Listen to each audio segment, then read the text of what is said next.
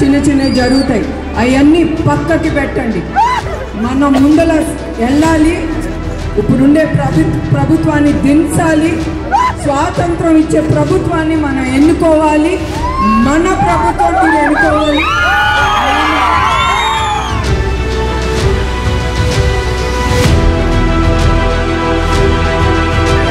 చంద్రబాబు నాయుడు గారి గురించి ప్రత్యేకంగా నేనేం చెప్పక్కర్లేదు.